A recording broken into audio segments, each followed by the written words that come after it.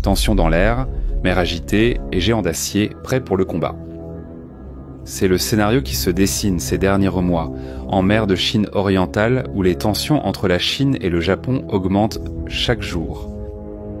Alors que vous regardez cette vidéo, des porte-avions chinois et japonais naviguent dans des eaux contestées, chargés d'avions de chasse, de missiles et d'un message clair.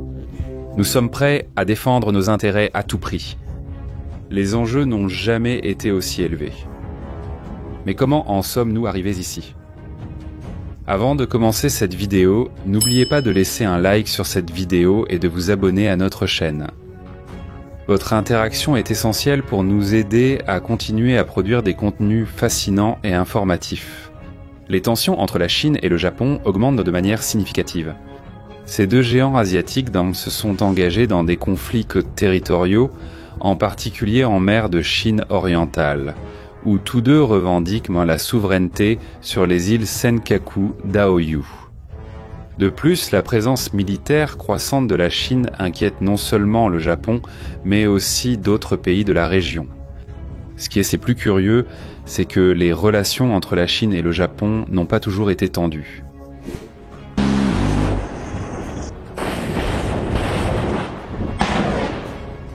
Historiquement, les deux pays ont partagé des liens culturels et commerciaux profonds.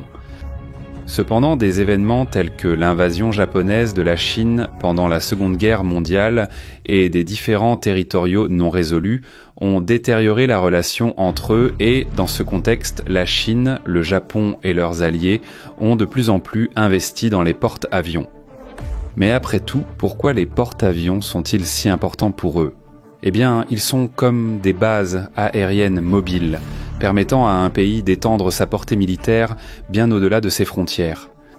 Avec un porte-avions, il est possible de lancer des avions de combat, d'effectuer des missions de reconnaissance et même de mener des attaques aériennes sur le territoire ennemi. Saviez-vous que les porte-avions modernes sont parmi les structures mobiles les plus complexes et les plus coûteuses jamais construites par l'homme ? Ce sont de véritables merveilles d'ingénierie avec des systèmes de propulsion, de défense et de lancement d'aéronefs sophistiqués. La Chine comme le Japon ont investi lourdement dans la construction et la modernisation de leurs porte-avions. Ce qui est le plus frappant à cet égard, c'est que le Japon a historiquement toujours maintenu une posture militaire, défensive, en raison des restrictions imposées après la Seconde Guerre mondiale, mais ils font maintenant des pas significatifs vers une plus grande projection de puissance à travers des porte-avions.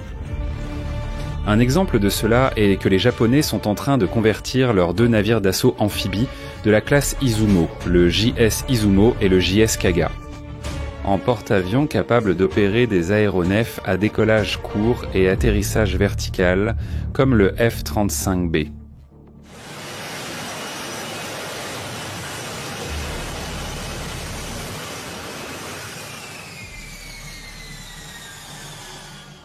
Cette décision du Japon d'acquérir des capacités de porte-avions a suscité beaucoup de débats internes sur l'interprétation de la constitution du pays.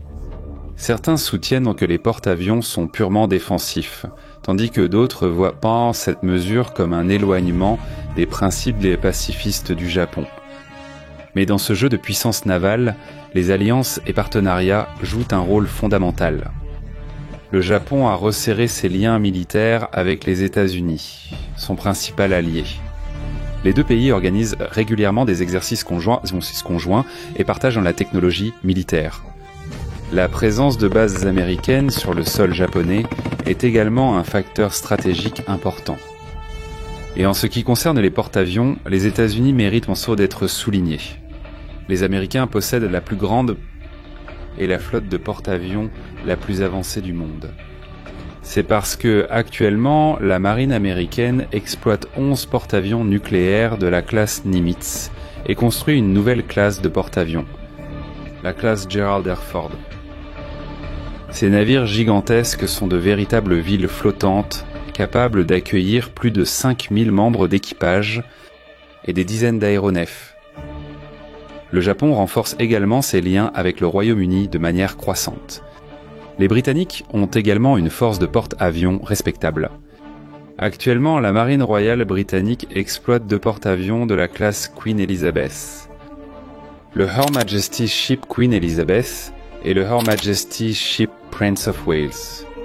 Ces navires sont les plus grands jamais construits pour la marine britannique, avec la capacité de transporter jusqu'à 40 avions, y compris les avancés chasseurs F-35B. Les porte-avions britanniques ont été conçus avec une rampe de décollage Skyjump au lieu de catapulte.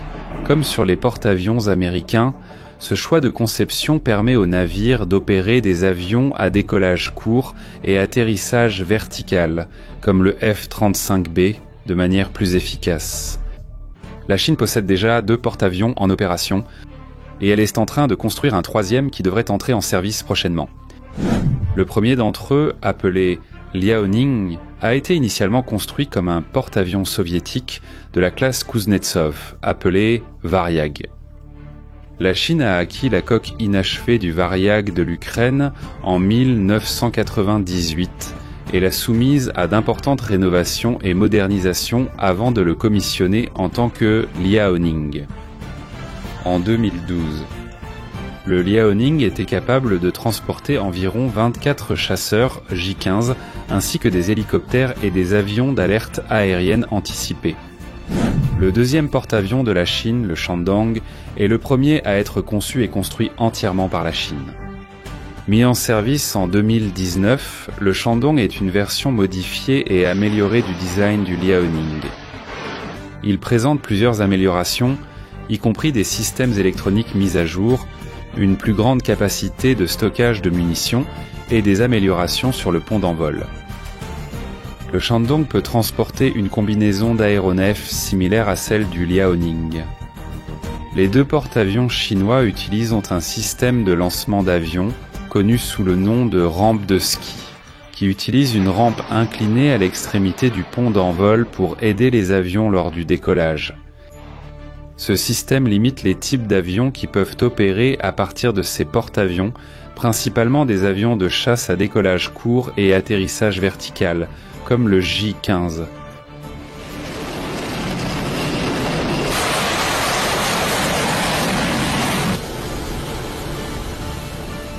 Plus récemment, la Chine construit son 3e porte-avions, connu sous le nom de Type 003 ou Fujian.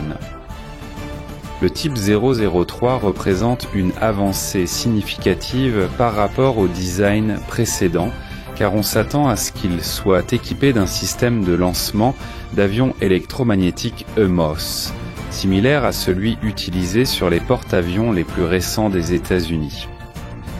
L'EMOS permettra au Type 003 de lancer une plus grande variété d'avions, y compris des chasseurs plus lourds et des avions d'alerte aérienne anticipés. En plus du Type 003, il y a des rapports que la Chine prévoit de construire des porte-avions encore plus avancés à l'avenir, potentiellement avec une propulsion nucléaire. Ces progrès montrent les ambitions de la Chine de devenir une puissance navale de première ligne et de renforcer sa capacité à projeter du pouvoir au-delà de ses frontières immédiates. Mais bien que la Chine ait fait des progrès significatifs dans son programme de porte-avions, elle reste derrière les États-Unis en termes d'expérience opérationnelle, de capacité technologique et de nombre total de porte-avions. Malgré ces différences, le développement rapide des porte-avions chinois a des implications significatives pour l'équilibre des pouvoirs dans la région Indo-Pacifique. Alors que la Chine continue d'élargir et de moderniser sa flotte de porte-avions, il est probable que nous verrons une concurrence plus acharnée et une augmentation des tensions avec des pays comme le Japon, l'Inde et les États-Unis. Nous espérons que vous avez apprécié cette analyse préparée avec dévouement. N'oubliez pas de vous inscrire pour recevoir plus de contenu sur ce sujet.